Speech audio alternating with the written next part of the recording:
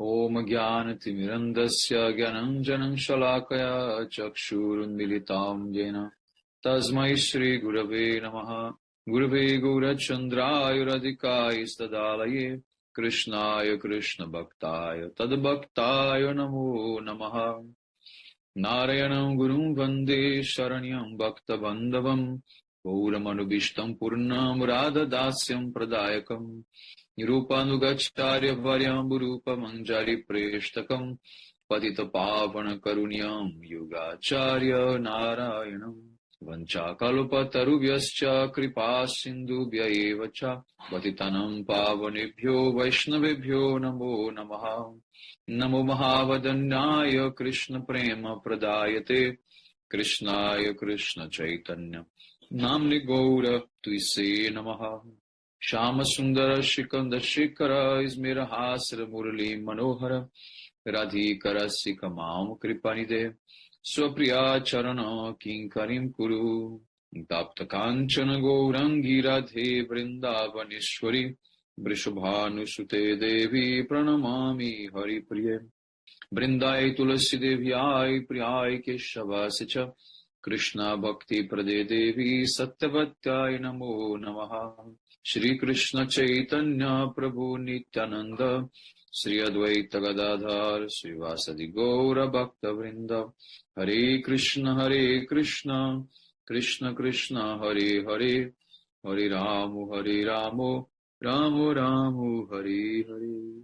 So first of all I begin offering my most humble obeisances to the dust of the lotus feet of Paramaradatam Shri Guru Pada Padma Nitya Lila Pravishta Om Vishnu Pada Paramahamsa Parivrajacharya Ashtotara Satasi Srimadu Bhakti Vedanta Narayana Goswami Maharaj Shila Gurudeva, and to my most worshipable Shikshan Sannyasa Guru Nitya Lila Pravishta Om Vishnu Pada Ashtotara Satasi Srimadu Shila Bhakti Vijnana Bharati Goswami Maharaj, and to all Shri Rupanu Gauriya Guru Varga, to all Tridandi Sannyasis, Brahmacharis, Vaishnavas, Vaishnavis, and to all the assembled devotees here today, my most respectful obeisances. So by the causeless mercy of Srila Gurudeva and all Mahabhagavatas Acharyas, we are able to assemble here at one time. So continue with Sri Rasa Pancadhyayi, first chapter, verse number 9. Antar griha gata kaschid gopyo labda vinirkamaha Krishnam tadabhavana yukta dadurmilita lochanaha. Some gopis were stopped by their husbands and other family members, and therefore they could not get out of their houses. Feeling so much love for their beloved Krishna, those gopis, they closed their eyes and meditated on him deeply. The previous verses we read about the gopis who were able to leave their houses in the middle of their activities. But this verse refers to those gopis who could not leave their houses. So now the commentary of Srila Jiva Goswami Pada Vaishnava Toshani. He first begins saying that the gopis, if they would be completely stopped at that moment, they would come to the very deep stage of separation called Dashami Dasha. This is the 10th and last stage of separation called the verge of death. So in this way, we have 3 verses now in the sequence that we are reading, describing how the gopis, they try to meet with Krishna for amorous pastimes. And then besides this, we see that according to the behavior of the gopis, there are 2 types of beloved of Krishna. One is the Nityasiddha and the other one is the Sadhanasiddha. So the Nityasiddha gopis, they have their perfected nature manifested with the 18-syllable mantra. Because Krishna is worshipped with this mantra together with his Nityasiddha, Srimati Radhika and other gopis. This mantra has one sentence which says Gopi Janna Vallabha. And so it shows that Krishna is worshipped with Radha and her girlfriends from time immemorial. So it's not saying here, but I can conclude for you that in this name, Gopi Janna Vallabha, Gopi means Radha and Janna means her girlfriend associates. This is the famous Gopala mantra, we can say. This way, the nature of the Nityasiddha gopis are worshipped through this mantra. So in the Brahma Samhita 5:29, we have the verse who says that I worship Govinda, the supreme male who resides in his abode, Brajabhumi, which is adorned with hundreds of thousands of desire-fulfilling trees and palaces. And millions of Kamadhenus are there also, fulfilling everyone's desires. And also thousands and thousands of goddesses of fortune, means the gopis, they serve him with great love.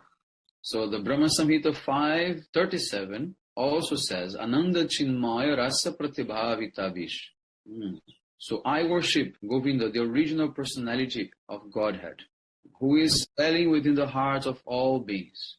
And he resides in Goloka Dham with his pleasure potency, Hladini Shakti Sri Radha, who is the counterpart of Krishna's spiritual form and the epitome of transcendental mellows and expert in the 64 arts. Radha Krishna are surrounded by the Sakhis, who are the direct expansions of Srimati Radhika's transcendental body. And they are all infused with blissful spiritual nectar. Also, Brahma Samhita 5:56 says that in the spiritual realm, the beloveds of Krishna are the transcendental goddesses of fortune. And Krishna is the only lover, is the only male person. Shriya Kanta Kanta Parama Purusha Kalpataravu. So in this way, it is confirmed everywhere that the Nityasiddha gopis are like goddesses of fortune. And therefore, Srimati Radhika is the most prominent among them. In the Brihad Gautamiya Tantra, we find the following verse. Devi Krishna Mai Prokta Radhika Paradevata Sarva Lakshmi Mai Sarva Kanti Sanmohini Para. Shri Radhika, she is the most beautiful of all the Devis. And she is the best consort of Krishna for amorous play. Krishna Mai means that she sees Krishna everywhere, inside and outside. Radhika means that she fulfills all Krishna's desires. Sarva Lakshmi Mai means she is the shelter of all Lakshmis. And she is the source of all Krishna's 6 opulences. Sarvakanti means she fulfills all Krishna's desires. Samohini means she can satisfy Krishna. And Para means she is the topmost of all beings. So in this verse, Para Samohini or Samohini Para, it means that no one can surpass Srimati Radhika's prema for Krishna. So also there is one supplement of the Rig Veda called Rig Parishishta, which describes the one-pointed love Radha Krishna have for each other. Radhaya Madhavo Devo Madhaveneva Radhika. Sri Madhava is with Radha and Radha is with Madhava. This way Krishna only chooses Radha as her favorite among all the gopis. So also in the Matsya Purana, it says that Srimati Radhika is the most beautiful in Vrindavan. And Rukmini is the most beautiful in Dwaraka. But Srimati Radhika is superior to her. Now we will describe the Sadhana Siddha gopis. First, there is one story from the Padma Purana. In the previous ages, there was a great sages of the Dandakaranya who had darshan of Lord Ramchandra. At seeing him, they desired to become gopis in Gokula, so they could enjoy with the Lord, that love in the form of Krishna. Then Ramachandra, he remained silent. But because the Lord Ramachandra is like a desire-fulfilling tree, he automatically blessed them to have their desire fulfilled. So later, all the sages, they born as gopis in Gokula, and they had their desire fulfilled by Krishna. Also in Bhagavad Gita 4:11, there is a verse which says, in whatever way devotees worship me, I reward them accordingly. Consequently, great rishis from Dandakaranya, they took birth as gopis in Gokula. So when the rishis, they had darshan of Ramachandra, whose face is very beautiful as Krishna, they became absorbed in this mood of worshipping Krishna. Because they are meditating Krishna, not in Ramachandra. But when they saw Ramachandra, they understood this is no different from Krishna. So we can ask him to fulfill our desires. So in this way, Ramachandra, he gave them the opportunity. Not Ramachandra, means Krishna accepted them and they came to Gokul. So now the question is, by taking birth from the Gopi's womb, does not guarantee that you will not be somehow having influence of Maya.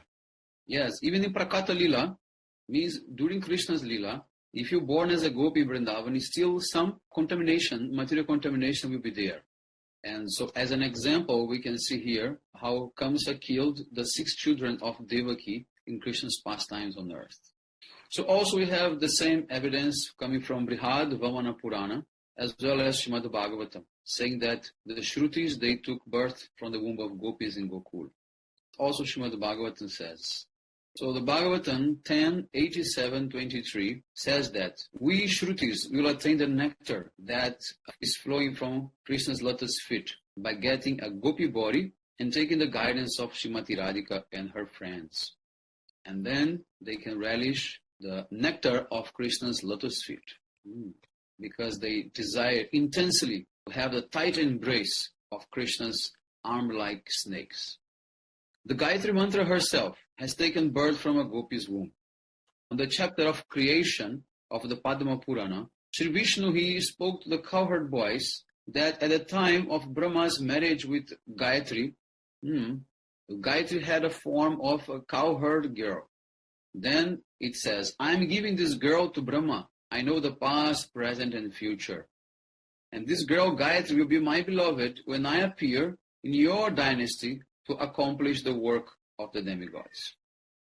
Also in Srimad Bhagavatam 10:1-23, it says that, therefore, to give pleasure to Krishna, the wives of the demigods will take birth in Gokula as gopis.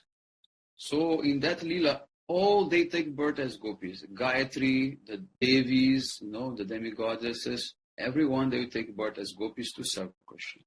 So they're all the sadhana siddhas. Also Padma Purana has divided the gopis in 4 categories. Means the sadhana siddhas in 4 categories. Rishichari, Shrutichari, Devakanya, and Gopakanya. Then Krishna said, then they say, O king, these 4 kinds of gopis are Shri Krishna's beloveds, and none of them are human. And among them, only the Gopakanyas are accepted to be as Nitya Siddhas, because there was no description of their birth in any Shastra. Therefore, they cannot be considered to be like humans with material bodies. But the Padma Purana describes the previous life of the Rishichari gopis. Also, Srimad Bhagavatam describes in the same way. Srimad Bhagavatam 10:29-6 says, some gopis were serving their husbands. So this statement, it makes clear that they were sadhana siddha Rishichari gopis. Means they were not doing any other activities like milking the cows or boiling milk. It means that they were serving their husbands in their rooms in the houses. And we conclude that all of them are sadhakas because they give up their bodies afterwards. So, but all of them, sadhana siddhas, after taking birth in Gokula, they achieved the perfected body. So these sadhana siddha gopis, they were serving their husbands when they heard the flute song of Krishna. So immediately they stopped their service and started moving towards Shri Krishna. But their husbands, they quickly shut the doors and prevented them from leaving the room. So these gopis, they could not get the direction association of Krishna because they didn't have yet their perfected bodies to meet with him. In this way, unlike the Nitya Siddha gopis, they were not able to reach Krishna. So in this way, we should understand that Bhakti Devi means one function of Jogmaya, did not make the minds of their husbands deluded as she did with the Nitya Siddha gopis' husbands. So in this way, they were not able to come out of their houses. But because Krishna already captured their hearts, they became completely absorbed in that mood. And the symptom, anubhav, of that absorption is closing their eyes. So it happens when someone is absorbed in deep sorrow or profound contemplation. So closing the eyes means that they became oblivious, means they became unaware of the external world and became completely lost in very deep meditation. This is the end of the purport of Srila Jiva Goswami Pada. Vancha kalpatarvyasya kripa sindhubheva cha patitanam pavanebhyo vaishnavebhyo namo.